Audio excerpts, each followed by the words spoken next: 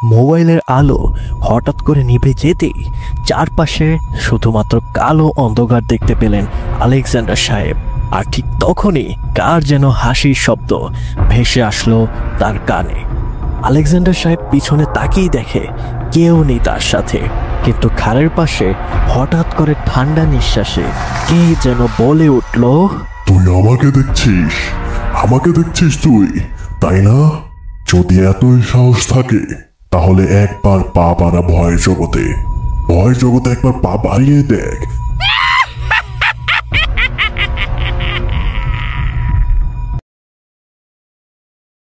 ঠিক তাই, ভয়ের জগতে পা বাড়ান উইথ রাফি দ্য হরর স্টোরিতে সবাইকে জানাচ্ছি স্বাগতম এবং পুরোটা সময় জুড়ে আপনাদের সাথে আছি আমি শাহরিয়ার রাফি। এবং আজকে চলছে 19তম এপিসোড এবং থাকছে একটি সত্যিকারের ভৌতিক ঘটনা। ঘটনাটি আমাদের কাছে পাঠিয়েছেন সোলেমান জাকির ভাই।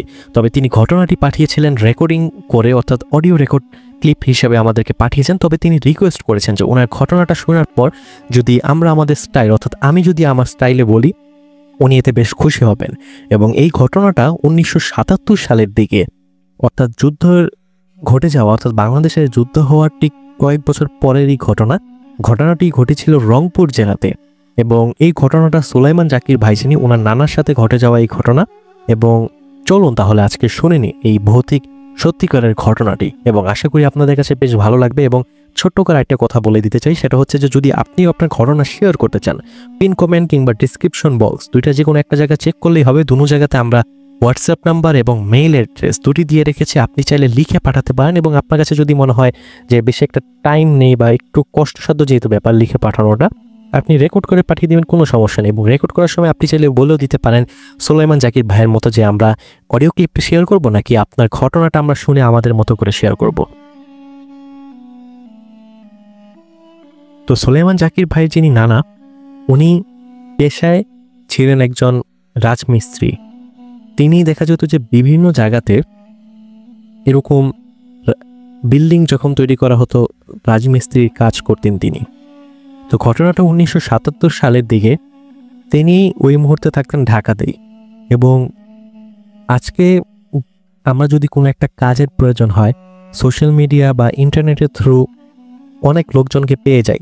তবে আজ থেকে কয়েক বছর আগে যখন ইন্টারনেটের এতটাও ছড়াছড়ি ছিল না, ওই সময়টাতে দেখা যেত যে আমরা খোঁজ রাখতাম যে অমুক লোক ভালো রান্না করতে পারেন, ভালো বাবুর্চি, অমুক লোক এই ধরনের কাজ বা এই ধরনের সেক্টরটাতে পারদর্শী। তো এরকমই সোলেমান জাকির ভাইয়ের যিনি নানা, ওনার নাম ছিল আবুল কাশেম মিয়া। উনি এই রাজমিস্ত্রি বা এই যে বসতবাড়ি নির্মাণের যে কাজটা, এই কাজে তিনি বেশ ভালোই পারদর্শী ছিলেন, ওনার ভালো নাম ডাক ছিল। এবং ওনার সাথে বেশ কয়েকজন ওনার বলতে পারেন যে শীর্ষ, উনি অনেককে কাজও শিখাতেন, তারা বেশ ভালো কাজই করতে এবং ভালো নাম ডাকছিল।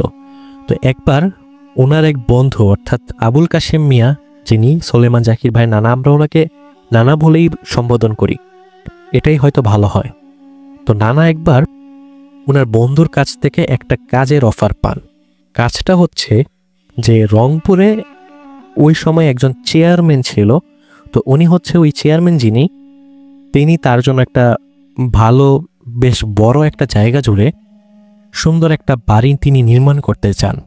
তো এর জন্য তিনি যেটা করেন, আবুল কাশেম মিয়া যিনি, অর্থাৎ আমাদের নানা, ওনার বন্ধুকে বলেন খোঁজ লাগাতে যে ভালো কোনো রাজমিস্ত্রি আছে কিনা বা ইঞ্জিনিয়ার। ওই সময় তো আসলে ইঞ্জিনিয়ার এত একটা অ্যাভেলেবেল ছিল না বাংলাদেশের কথা যদি বলি স্পেশালি। তো তিনি তাকে বলেন যে এরকম ভালো কোনো কাউকে যদি পাওয়া যায়, সুন্দর ডিজাইন করে ভালো করে বাড়ি নির্মাণ করতে পারবেন, তাহলে এরকম যাতে কারোর খোঁজ দেন। তো এরপরে নানার বন্ধু যিনি, উনি আসেন নানার কাছে এবং এসে সব কিছু বলেন এবং এটাও বলেন যে যদি ভালোভাবে কাজ করতে পারেন তাহলে বেশ মোটা অঙ্কের একটা টাকা সবাই পাবে। তো এরপরে নানাও তখন আর চিন্তা করে না, যেহেতু চেয়ারম্যান সাহেব ওখানে রংপুরে গিয়ে থাকা খাওয়ার সব কিছু ব্যবস্থা করে দেবেন এবং বেশ ভালো একটা অ্যামাউন্ট, বলতে পারেন যে ভালো একটা পরিমাণে টাকাও পাবেন। তো তিনি আর না করেন না কোনো কিছুতে, তিনি রাজি হয়ে যান। তো এরপরে নানার যিনি বন্ধু, উনি সুপারিশ করেন চেয়ারম্যান সাহেবের কাছে নামার কথা, বলেন যে উনি ঢাকায় বেশ ভালোই ওনার নাম ডাক যশ খ্যাতি আছে এই ধরনের কাজের যে সেক্টরগুলো এগুলোতে। তো যেরকম কথা সেরকম কাজ। তখন সময়টা ছিল ডিসেম্বর মাস, অর্থাৎ শীতের সময় চলছিল। এবং এই ধরনের আপনি একটা জিনিস খেয়াল করে দেখবেন যে বসতবাড়ির কাজগুলো কিন্তু বছরের শেষের দিকেই কিন্তু চালু হয়, কারণ বৃষ্টির যে একটা কি বলবো পরিমাণটা সেটা অনেকটা কমে যায়। তো কাজ করতেও দেখা যায় যে এত বেশি একটা বিড়ম্বনায় পড়তে হয় না বা ঝামেলা পোহাতে হয় না। ডিসেম্বর মাস তখন শীতের সময় চলছে, তো ওনারা যেটা করে ভোরবেলা বলতে পারেন সকাল সকাল বেশ ওই সময়টাতে তারা সবাই মিলে প্রায় 7 থেকে 8 জনের একটা দল বলতে পারেন। এদের মেইন ছিল নানা, তিনি সব থেকে বয়োজ্যেষ্ঠ ব্যক্তি ছিলেন তাদের মধ্যে, এবং বলতে পারেন যে কাইন্ড অফ গুরু বা ওস্তাদ আমরা যেটা বলি সেটা তিনি। তো উনি সবাইকে নিয়ে রওনা দেওয়া শুরু করেন। এবং ওই সময়ে যোগাযোগ ব্যবস্থা এখনকার মতো এতটা উন্নত ছিল না। তো যাই হোক, উনি যেটা করেন রওনা দেন সবাইকে নিয়ে, এবং পৌঁছাতে পৌঁছাতে যেটা হয় প্রায় বলতে পারেন যে সন্ধ্যা পার হয়ে যায়, কারণ ঢাকা থেকে রংপুর কিন্তু বেশ ভালোই দূরে, এবং রংপুর এরকম নয় যে টাউন এরিয়াতে, বেশ ভিতরে গ্রাম অঞ্চল বলতে পারেন। তো তিনি সবাইকে নিয়ে যান এবং সন্ধ্যা পার হয়ে যায়। তো ওনারা আর ওই দিন গিয়ে কোনো কাজটা এতটা করেন না, শুধু যান গিয়ে হচ্ছে চেয়ারম্যান সাহেব যিনি ছিলেন ওনার সাথে দেখা করেন, এবং দেখা করার পর ওনাদের যে থাকার যে জায়গাটা করা হয়, যে ব্যবস্থাটা করা হয়, ওইখানে ওনারা যান, গিয়ে বিশ্রাম নেন। সারাদিন জার্নি করে এসেছেন ওনারা। এর পরের দিন সেম সকালবেলা তারা সবাই উঠে যায়, এবং যাওয়ার পরে চেয়ারম্যান সাহেবের বাড়িতে যান। ওনারা সব কিছু দেখেন, বুঝেন, শুনেন, যে জায়গায় বাড়ি নির্মাণ করা হবে সব কিছু তারা দেখে নেওয়ার পর ওনারা যেটা করে 2 থেকে 3 দিনের মধ্যেই ওনারা হচ্ছে যে কাজে নেমে পড়বেন। যেমন কথা তেমন কাজ। ওনারা 2-4 দিনের মধ্যেই যেটা করেন, ওনাদের কাজ যেটা ছিল সেই কাজটা শুরু করে দেন। তো এভাবে বেশ কিছুদিন যায়, ওনাদের কাজ চলতে থাকে। তো নানা ওই সময় বলতে পারেন যে ওনার বর্তমান বয়স হচ্ছে 80 মতো, 80 কি 75-এর মতো বয়স ওনার। তো বলতে পারেন যে ওই সময় উনি কিছুটা ইয়াং। 1977 সাল যদি হিসাব করি আমরা, ধরেন আজ থেকে 40-50 বছর আগে, বা বলতে পারেন ওদিকে ধরেন 30 বছর, এদিকে ধরেন 20 বছর, বেশ ইয়াং বলতে পারেন উনি। তো উনি যেটা করতেন মাঝে মধ্যে বিকালে বা সন্ধ্যার দিকে যখন কাজের চাপটা কম থাকতো, ওই সময় কিন্তু মোবাইল ফোন তো দূরের কথা, রেডিও কিন্তু মানে কি বলবো, দেখা যেত যে সবার কাছে রেডিও থাকতো না, এরকম একটা বিষয়। বাটন ফোন তো দেখা যায় যে আর্লি 2000s-এর দিকে প্রচলন হওয়া শুরু হয়। তো বলতে পারেন ইন্টারনেট, রেডিও, টিভি এই জিনিসগুলোর প্রচলন একটু কমই ছিল, বলতে গেলে ছিল না, আরও তো গ্রামের মধ্যে। তো নানা যেটা করতেন প্রায় বিকাল সময়ে উনি হাঁটতে বের হতেন। ওনাদের বাসার থেকে বেশ খানিকটা দূর একটা সোজা রাস্তা, সেই সোজা রাস্তা দিয়ে এগোলে তার ঠিক হাতের বাম পাশে সোলেমান ভাই আমাদেরকে যিনি বলেছেন ওনার ভাষ্য মতে একটা পুকুর, এবং পুকুরটার মানে ওই জায়গাটা একটু অদ্ভুত রকমের। কিরকম অদ্ভুত? ধরেন যে রাস্তাটা গিয়েছে সোজা রাস্তা, যেটা আপনি যদি বর্তমানে ঢাকার আশপাশে যে মফস্বল গ্রামগুলো রয়েছে, ধরেন কেরানীগঞ্জ, নবাবগঞ্জ, দোহার, মাদারীপুর, মানে ঢাকার ভেতরে যেই গ্রাম্য সাইডগুলো যেগুলো রয়েছে, এখানে যদি আপনি এখনও যান দেখবেন যে এরকম ভিতরে মফস্বল গ্রামের যে রাস্তাগুলো, এগুলোতে এখনও রাস্তায় লাইট ঠিকমতো পৌঁছায়নি, বা বলতে পারেন লাগানো হয়নি। হয়তো আপনারা অনেকে অবাক হতে পারেন 2025 সালে, বাট এটা ট্রু। তো ওই সময়টাতেও আরও ভয়াবহ অবস্থা ছিল বলতে পারেন, ইলেকট্রিসিটিও এরকম নেই। তো যে সোজা রাস্তাটা গিয়েছে সেটা বেশ মনে করেন অন্ধকার, সন্ধ্যার পরেই বেশ অন্ধকার, মানে মনে করেন টর্চ লাইটের আলো কাজ করে না এরকম অবস্থা, এতটা গভীর অন্ধকার। রাস্তার 2 পাশে বিশাল পরিমাণের বাঁশঝাড়, উঁচা লম্বা বাঁশঝাড় বা বাঁশ গাছ, এবং এত পরিমাণে বাঁশ গাছ যে 2 সাইডের থেকে একবারে মানে কি বলবো নিচু হয়ে গেছে, এরকম একটা অবস্থা। সেই সোজা রাস্তাটা ধরে এগুলি হাতের ঠিক বাম পাশে একটা পুকুর পড়ে এবং পুকুরটা গোলাকৃতির এবং পুকুরের ঠিক বলতে পারেন যে সার্কেলের মতো একটা উঁচু করে, বেশ উঁচু করে হচ্ছে যে মাটি দিয়ে চলাচলের রাস্তা বানানো হয়েছে এবং চারদিকে হচ্ছে যে ব্যক্তিগত পুকুর, তো চারদিকে হচ্ছে যেরকম হাঁটার রাস্তা এবং গাছপালা রয়েছে এবং পুকুরটাতে যে উঁচা যে জায়গাটা ওখানে উঠতে গেলে একটা খালি বাড়ি পড়ে, টিনের বাড়ি, এবং সে পুকুরটা ধরে হেঁটে ঠিক মাঝখানে আসলে, অর্থাৎ ধরতে পারেন যে পুকুরের এই পাড়টা হলো রাস্তা, রাস্তার সাথে পুকুরে ওঠা জায়গা, এবং ঠিক মাঝ বরাবর ওই পারে হচ্ছে যে সে পুকুরের সাথে ঠিক ওই পারে হচ্ছে যে একটা ছোট্ট নদীর মতো জায়গা। তো নানা যিনি উনি বিকালবেলা বের হতেন, হাঁটতে বের হতেন, এবং উনি ততদিনে মোটামুটি আশপাশের যে কয়টা রাস্তা ছিল, এলাকা ছিল, ওনার বেশ ভালোই হাঁটাহাঁটি করা হয়ে গেছে এবং চেনা পরিচিত হয়ে গেছে। তবে কেন জানি ওনার কাছে সেই পুকুর পাড়টা এবং সেই নদীর যে একটা পাড়, মানে এরকম কিন্তু খুবই অদ্ভুত দেখা যায় যে পুকুরের সাথে আপনারা জানি না কখনো এরকম মানে ঠিক বলতে পারেন যে পাশাপাশি, যে এই সাইডে পুকুর, ওই সাইডে হচ্ছে যে মোটামুটি একটা মাঝাকৃতির নদী। দেখেছেন কিনা আমিও এরকম খুব কম দেখেছি, দেখি নাই যে তা না, দেখা যায় খুব বেশি একটা বিশাল বড় নদী হয় না, ছোট একটা পুকুরও থাকে সাথে।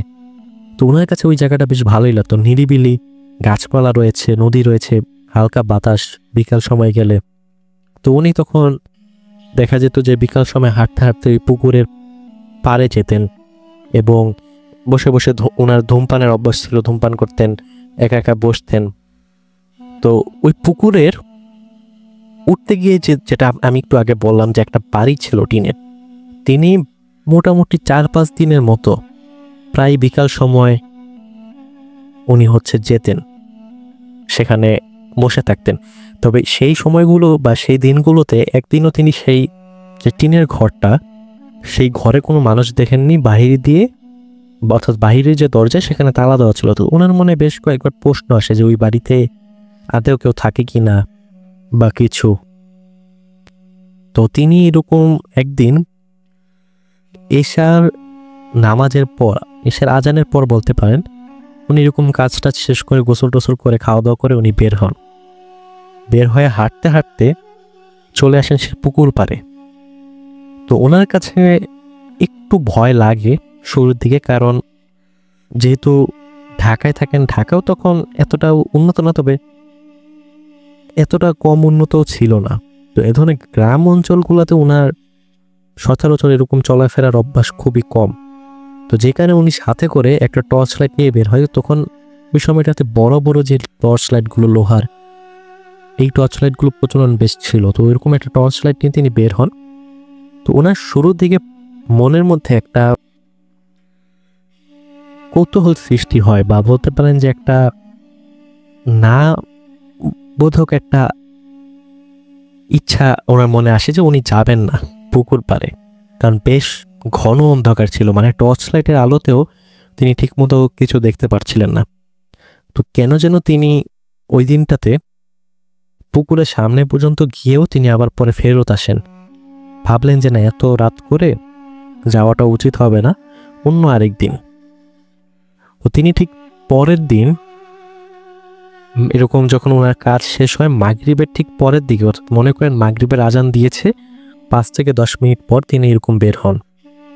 বের হয়ে গিয়ে উনি এরকম ওই পুকুর পাড়ে ওদিকে গিয়ে তিনি ঘাসের মধ্যে বসেন। বসার পর যখন আস্তে আস্তে আস্তে এরকম অন্ধকার হয়ে আসতে থাকে, তো তিনি বসে আছেন, এরকম বসে আছেন, ধূমপান করছেন। তো হঠাৎ করে উনি যখন বাম সাইডে তাকালেন, ওনার বাম দিকে তাকালেন, দেখলেন যে এরকম ঘাসের মধ্যেই একজন বসে আছেন। তবে উনার মানে অন্ধকার, তো ওদিন আবার এতটা অন্ধকার হয়নি, যেহেতু মাগরিবের পরপর সময় হালকা একটু আলো ছিল আকাশে তখনও। তো উনি বুঝতে পারেন যে কেউ একটা মানুষ বসে আছেন। তো উনি একটা ডাক দেন যে, কি ভাই, আপনি কি এদিকেই থাকেন নাকি? তো এই কথাটা তিনি যখন জিজ্ঞেস করেন আমাদের নানা, ওই সাইড থেকে তিনি কোনো আনসার পান না বা কিছুই বলেন না। তো তখন নানা স্বাভাবিকভাবে ভাবতে লাগলেন যে হয়তো শুনে নাই। তো নানা যখন ভাবলো যে আচ্ছা এতদিন পরে এই সাইডটাতে একটা লোক দেখলাম, যাই গিয়ে একটু কথা বলি, কারণ এই জায়গায় বেশ কয়েকদিনই থাকা লাগবে, কাজ টাজ করতে হবে। তো এরকম তিনি উঠে তিনি যখন এরকম ওই মানুষটার দিকে বা যে ছায়া মূর্তিটা ছিল ওটার দিকে যখন আগানোর পর এরকম যখন আরেকবার বলেন যে ভাই এদিকে থাকেন নাকি, এরকম ভাবে তিনি বলেন যে ভাই এদিকে থাকা হয় নাকি। তো তিনি দেখলেন কি সেই ছায়াটা যেটা একটা মানুষ আকৃতির, তিনি উঠে দাঁড়ালেন। উঠে তিনি কোনো প্রকার কথা না বলে বা নানার দিকে না তাকিয়ে সোজা চলে গেলেন এবং গিয়ে পুকুর পাড়ের ওই উঁচা জায়গাটাতে উঠলেন এবং উঠে হেঁটে হেঁটে সাইড দিয়ে উনি যতটুকু বুঝলেন যে সেই যে মুখে যে একটা বাড়ি পড়ে পুকুরে উঠতে গিয়ে সেই বাড়ির ভিতরটা ঢুকে গেলেন। নানা তখন একটু আশ্চর্য হলেন যে তিনি উঠে গেছেন, ঠিক আছে ভালো কথা, তবে সে বাড়িটার ভিতরে যে ঢুকলেন, বাড়িতে তো কেউ থাকে না। তো যাই হোক উনি একটু অবাক হলেন, তবে তিনি আবার বসে পড়লেন। পরে সেদিনের মতো তিনি হচ্ছে যে এরকম চলে যান এশারা আজান দেওয়ার পর। যাওয়ার পর এরকম তিনি মাঝে মধ্যে এদিকে আসতেন এবং ওনার সাথে যে যারা ছিল তার শিষ্য বলতে পারেন, তারপরে কয়েকজন ছিল ওনার সাথেই কাজ করতেন। ওনাদের সাথে মোটামুটি কাজের ব্যস্ততার মধ্যে দিয়ে ওনারা যেতে থাকেন, কাজ হতে থাকে। তো এরকম ঠিক আরেকদিন বেশ ভালোই কাজের চাপ যাচ্ছিল। তো রাতের বেলা এরকম কাজ করেন 9টা পর্যন্ত। তো কাজ করার পর ওনারা যেটা করেন সবাই মিলে এরকম গোসল টোসল করে পরিষ্কার হয়ে খাওয়া দাওয়া করে ঘুমিয়ে পড়েন। তো সেদিন রাতটা ছিল আবার চাঁদনি রাত, বেশ ভালোই আকাশে বড় একটা চাঁদ উঠেছিল এবং আশপাশে সবকিছু ঝলঝল, মানে একদম পরিষ্কার স্পষ্ট দেখা যাচ্ছিল চাঁদের আলোয়। তো খাওয়া দাওয়া করার শেষেও সবাই যখন শুয়ে পড়ে, তো তিনি এরকম যখন ঘুমাতে যান, আমাদের নানার কথা বলছি, উনি এরকম বিছানার এক পাশ থেকে আরেক পাশ এরকম হতে থাকেন। এরকম হতে হতে বেশ ঘন্টাখানিক হয়ে যায়, কিন্তু উনার আর ঘুম আসছে না সেদিন। তো তিনি একটু অবাক হলেন, কারণ কি আপনার একটা জিনিস খেয়াল করে দেখবেন যে আমরা যদি কখনো বা সারাদিনটা আমাদের যদি বেশ পরিশ্রমের মধ্যে দিয়ে যায়, সারাদিন বেশ পরিশ্রম করেছি, কঠোর কষ্টের কাজ করেছি, রাত্রে গেলে বিছানায় শোয়ার সাথে সাথে দেখা যায় যে আমরা ঘুমিয়ে পড়ি, মানে কোন দিক দিয়ে ঘুমালাম আমাদের ঠিক আমরা টের পাই না। নানা ওদিন এই জিনিসটাই বারবার ভাবছিলেন যে সারাদিন এত কাজ করার পর ওনার এরকম কখনই হয় না, উনি বেশ আগে আগে ঘুমিয়ে পড়েন। তবে ওই সময়টাতে যেহেতু ফোন টোন এরকম এত একটা ছিল না, ওনার ভাষ্যমতে প্রায় ভালোই গভীর রাত হয়ে গেছিল, প্রায় বলতে পারেন 1টারও বেশি সময় বাজে ওনার মতে। তো ওই সময়টাতে এরকম এক পাশ ওই পাশ করতে করতে তিনি যখন দেখলেন যে না এরপরও ঘুম আসছে না, তিনি বেশ ভালোই বিরক্ত হলেন।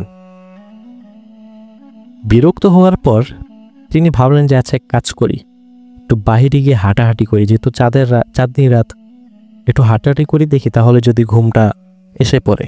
তো তিনি করেন কি এরকম বের হন, ওনার সাথে করে উনি হচ্ছে ওদিন আর লাইটটা নিয়ে বের হন, যেহেতু বাইরে বেশ ভালোই চাঁদের আলো, এবং তিনি ভাবলেন যে এদিকে আশপাশে হাঁটাহাঁটি করবেন। তো এরকম হাঁটাহাঁটি করতে করতে একটা সময় ওনার কেন যেন সেই পুকুর পাড়টাতে যেতে ওনার বেশ মন ছিল, মানে যেহেতু চাঁদনি রাত, আশপাশে একটু বাইরে মোটামুটি হালকা পাতলা বাতাসও ছিল, গাছের ডালপালাগুলো বেশ ভালোই নড়াচড়া করছিল। তো ওনার মনটা ছিল যে তিনি একটু পুকুর পাড়ে যাবেন, ওইখানে একটু লাগলে বসে তারপরে এসে ঘুমিয়ে পড়বেন। তো তিনি যেটা করেন এরকম হাঁটতে হাঁটতে হাঁটতে হাঁটতে সে পুকুর পাড়ে গিয়ে ওই নদীর সাইডটাতে গিয়ে ঘাসের মধ্যে হচ্ছে যে বসে পড়েন। তো বসে তিনি একটার পর একটা এরকম সিগারেট খাচ্ছিলেন এবং বসে আশপাশ দেখছিলেন, আকাশের দিকে তাকিয়েছিলেন। হঠাৎ করে কেন যেন তিনি ঠিক সেদিনও ওনার সাইডে তাকানোর পর উনি ওই দিন একটা অন্যরকম দৃশ্য দেখতে পান। দৃশ্যটা কীরকম, তিনি দেখলেন যে সেই ওই দিনকার মতো একটা ছায়া মূর্তি বা একটা মানব আকৃতির একটা ছায়া ঘাসের মধ্যে বসে আছে, কিন্তু আশ্চর্যজনক বিষয় হচ্ছে যে সেদিন সেই ছায়া বা বলি বা যেটাই বলি একা ছিল না, সাথে হচ্ছে যে বেশ কয়েকটা ছোট ছোট বলতে পারেন 3-4টা ছোট ছোট বাচ্চা ছিল, 4 বছর 5 বছর 6 বছরের ছোট ছোট বাচ্চা। তো তিনি দেখতে পেলেন কি যে সেই বাচ্চাগুলো হচ্ছে যে এরকম ঘাসের মধ্যে দৌড়াদৌড়ি করছে, মানে মনে হচ্ছে যে একজন একজনের সাথে খেলছে এরকম। তো তখন তিনি একটু ভাবলেন যে এত গভীর রাত হয়ে গেছে, গ্রাম দেশ, এরকম বাহিরে বাচ্চারা করছে। ওই সময় আবার কিন্তু ইলেকট্রিসিটি এত একটা ছিল না। তো এটাও তখন তিনি ভাবলেন হয়তো গরম লাগছে তাই হতে দিয়ে বসে আছে, আচ্ছা এক কাজ করি, বেড যেহেতু এত রাতে বাহির হয়েছি, একটু যাই ওই লোকটার সাথে আজকে গিয়ে একটু কথা বলি, একটু ভাব জমাই, এরকম একটা বিষয় বলতে পারে। তো তিনি তখন উঠেন এবং উঠে হচ্ছে যে সেই লোকটার দিকে এগিয়ে যান, এবং এগিয়ে যাওয়ার পর তিনি যখন সেদিন ওইরকম কথা বলতে চেষ্টা করেন, লোকটা শুরুর দিকে কোনো রেসপন্স করে না। আবার যখন তিনি কথা বলেন, তিনি একটা অদ্ভুত তখন জিনিস উপলব্ধি করতে পারলেন। দেখলেন যে সাথে যে বাচ্চাগুলো ছিল তারা হঠাৎ করে খেলা বন্ধ করে দিয়েছে, এবং তারা সবাই মনে হচ্ছে কি যে এরকম হঠাৎ করে আমরা দেখা যায় যে একটা কিছু কি বলবো পরিস্থিতি সৃষ্টি হলে আমরা যেরকম সবাই একটু থমকে যাই দেখি, এরকম একটা বিষয় হয় না। তো ওনার কাছেও মনে হচ্ছিল যে নানা ওদের দিকে যাওয়ার কারণে তারা এরকম সবগুলা বাচ্চা, তারপরে হচ্ছে যে সেই সাথে যে লোকটা ছিল, মনে হচ্ছে সবাই থ হয়ে তাকিয়ে আছে ওনার দিকে। তো তখন তিনি যখন আবার জিজ্ঞাসা করেন যে কি অবস্থা ভাই, আমি তো আপনাকে ওই দিনও ডাক দিছিলাম, আপনি দেখলেন যে উপরে, আমি দেখলাম আপনি উপরে উঠে চলে গেলেন বাসার দিকে। তো উনি যখন কথা বলছি, উনি যখন আস্তে আস্তে সামনের দিকে আগানোর পর তিনি একটা ভয়াল একটা জিনিস দেখতে পান। দেখেন যে সেই সাথে যে বাচ্চাগুলো এবং সেই মানুষটা ইনক্লুডিং, তাদের বডি স্ট্রাকচার তো মানুষের মতো স্বাভাবিক আছে, কিন্তু মাথা যেটা, এটা কোনোটাই স্বাভাবিক একটা মানুষের মতো না। তো তিনি যেটা বুঝতে পারলেন যেটা একটা পশুর মাথা, একটু তিনি ছায়া দেখে স্পষ্ট বুঝতেই পারছিলেন। তো তিনি যখন এই জিনিসটা বুঝলেন বা দেখলেন, উনি তখন আসলে এক প্রকার কি ফ্রিজ হয়ে গেছেন বলতে পারেন। উনার তখন হাত পা মস্তিষ্ক কাজ করছিল না যে আসলে কি করবেন, কি করাটা উচিত ওই মুহূর্তে। তো তিনি যেটা করলেন, দৌড় দিয়ে উনি সেন্স ওনার কথা হলো সেন্স হারানো যাবে না, উনি এক দৌড় দিয়ে তিনি হচ্ছে যে কোনো রকম গিয়ে তারা যে জায়গায় থাকতো ওইখান পর্যন্ত দৌড়াই গেল। যাওয়ার পর হাত মুখ ধুয়ে ওদিন আর রাতে সবাই যেহেতু ঘুমাইতেছিল, কাউকে আর ডিস্টার্ব করে নাই বা বলেনি, নানা শুয়ে পড়ে তার সাথে যে ছিল তার কলিগ বা যেটাই বলি শীর্ষ, তাদের সাথে এরকম লোকজন যারা ছিল তাদের সবার সাথে গিয়ে ঘুমায় পড়ে। তো পরের দিন থেকে নানা বেশ চিন্তিত হয়েছে যে আসলে গতকালকে রাত্রে তিনি দেখলেন কি, ওনার কাছে কেন যেন মনে হচ্ছিল যে এটা আসলে বাস্তব হইতে পারে না, স্বপ্ন এরকম একটা কিছু। তো তখন তিনি বিকালবেলা এরকম পরের দিন যখন বের হয়ে ওই বাড়িটার কাছে আগে যান, যাওয়ার পর এরকম দেখেন যে বাড়ির মধ্যে তালা দেওয়া। বা ওই মুহূর্তে সাইকেল চালিয়ে একটা লোক যাচ্ছিল এবং ওনাকে দাঁড়া করান, বলেন যে এই যে ভাই এদিকে এখানে যে বাড়িটা, এখানে কে থাকে? তো তখন বলে যে এরকম যে এই বাড়িতে তো কেউ থাকে না, বাড়িটা বেশ কয়েক বছর হয়ে গেছে বন্ধ। তো তিনি তখন জিজ্ঞেস করেন যে কাহিনী কি, কিছু বলতে পারেন? পরে সাইকেলে যে লোকটা ছিল তিনি তখন বুঝতে পারেন, তো জিজ্ঞেস করেন যে আপনি কই থাকেন, আপনার নাম কি, এই জায়গায় কোথায় আসছেন, কার বাড়ি আসছেন। তো তিনি সব কিছু বলেন যে এরকম চেয়ারম্যান সাহেব ওনার যে বাড়ির কাজ হচ্ছে উনি করছেন, এরকম সব কিছু বলেন। তো বলার পর তিনি বলেন যে আপনি কি কিছু দেখছেন? সাইকেল যিনি ছিলেন পথচারী বলেন যে আপনি কি কিছু দেখছেন? তো তখন তিনি বলেন যে এরকম কালকে রাত্রে ওনার যে ঘটনাটা, এটা তিনি বলেন ওই লোককে যে আমি এরকম কালকে অদ্ভুত একটা ঘটনা দেখলাম রাত্রেবেলা। তো তখন ওই সাইকেলে যিনি ভাই ছিলেন উনি এরকম বলেন যে এই বাড়ির এদিকে বা এই পুকুর পাড়টা এদিকে মানুষ সচরাচর ওরকম আসে না, আপনি যে এতদিন হয় আসছেন এখন পর্যন্ত কোনো মানুষজনকে কি দেখছেন আপনি? তো বলে যে না, এরকম তো আমি কাউকে দেখি নাই। তো বলে যে এই জায়গাটা আসলে ভালো না, নদীর পাড়টাও ভালো না, এবং এই বাড়িটা বন্ধ কারণে এখানে বেশ কয়েক বছর আগে এখানে আমাদের যে বাজার রয়েছে, বাজারে একজন ব্যবসায়ী ছিলেন, তিনি মিষ্টি বিক্রেতা ছিলেন, মিষ্টি বিক্রি করার দোকান ছিলেন ওনার। তো ওনার যে স্ত্রী ছিল, স্ত্রীর সাথে প্রায় এরকম আমরা দেখতাম যে ঝগড়া হতো, ঝগড়াঝাটি হতো, গ্রামে মানুষজন জড়ো হতো। তো এরকম একদিন ভোরবেলা যখন রাস্তা দিয়ে মানুষজন হেঁটে যাচ্ছিল, তো উনি দেখেন যে মানে মানুষজন যারা ছিল তারা দেখে কি যে এরকম নদীর যে পাড়টা, পাড়ের মধ্যে ঘাসে কয়েকজন শুয়ে আছে। তো সবাই যখন ওই দিকটাতে যায়, গিয়ে দেখে যে এরকম ওই মিষ্টি বিক্রেতা যিনি ছিলেন ওনার 2 মেয়ে এবং 1 ছেলে ছিল, এবং ওনার বউ, সবার হচ্ছে যেরকম দেখতে পায় যেরকম গলা কাটা অবস্থায় ওইখানে হচ্ছে যে তাদের মৃতদেহ বলতে পারেন পড়ে আছে। সবাই যখন দৌড়ে ওই বাড়িতে যায়, বাড়িতে গিয়ে দেখে যে এরকম যিনি ছিলেন মিষ্টি বিক্রেতা যিনি ছিলেন উনিও গলায় ফাঁস দিয়েছে, মানে উনিও আত্মহত্যা করেছে এবং সাথে ওনার পরিবারের সকলকেও মেরে ফেলেছে। এরপর থেকে হচ্ছে যে ওই পাড়টাতে যারাই যায় এরকম বিভিন্ন অদ্ভুত জিনিসপত্র দেখতে পায়। দেখা যায় যে ভর দুপুরবেলা গেলে বা সন্ধ্যার দিকে রাত্রেবেলা গেলে এরকম বিভিন্ন সমস্যার সৃষ্টি হয়। এরপর থেকে দেখা যায় যে মানুষজন সচরাচর ওই সাইডটাতে যায় না, গেলে হয়তো পুকুর পাড় থেকে গোসল করে বা পানি টানি নিয়ে চলে আসে।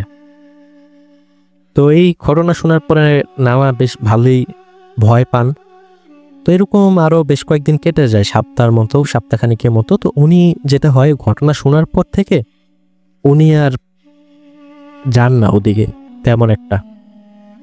তো হঠাৎ করে আবার ঠিক কয়েকদিন পর ওনার কেন যেন মন চাইলো যে উনি আরেকবার ওদিকে যাবেন। তো ঠিক ওরকমটাই হলো, উনি এরকম আরেকদিন বিকালবেলা উনি হচ্ছে ওই দিকটাতে যান, পুকুর পাড়টাতে। এবং যাওয়ার পর উনি ওই দিন ওইরকম ভাবলেন যে আচ্ছা এক কাজ করি। তখন হয়তো বিকাল বাজে 5টা, 5:30, শীতের সময়, আজানের সময় হয়ে এসেছে বলতে পারেন। 5টা, 5:30 দেখা যায় যে বাংলাদেশে শীতের টাইমে সন্ধ্যা বলতে পারেন।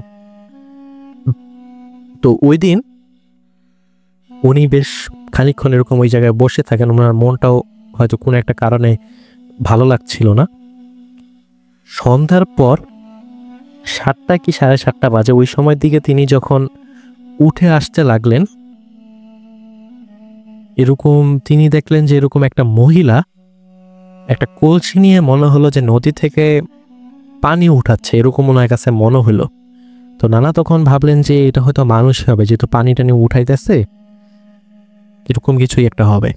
তো তিনি তখন আগায় যান, যায় বলেন যে এরকম খালা এদিকে যে আসছেন রাত্রেবেলা সমস্যা হয় না কোনো? তো তিনি মহিলারাও দেখলেন যেদিন উনি ওনার নানার কথায় কোনো রিপ্লাই দিল না। উনি ওনার মতো করে পানি হচ্ছে যে সাথে যেটা ছিল 2-3টা কলসি পানি ভরতেছেন। তারপরও জিজ্ঞেস করলেন বা বললেন যে এরকম এদিকে নাকি বাড়িতে সমস্যা আছে, সন্ধ্যার পর মানুষজন নাকি বেশি একটা আসে না, আসলে নাকি সমস্যা হয়।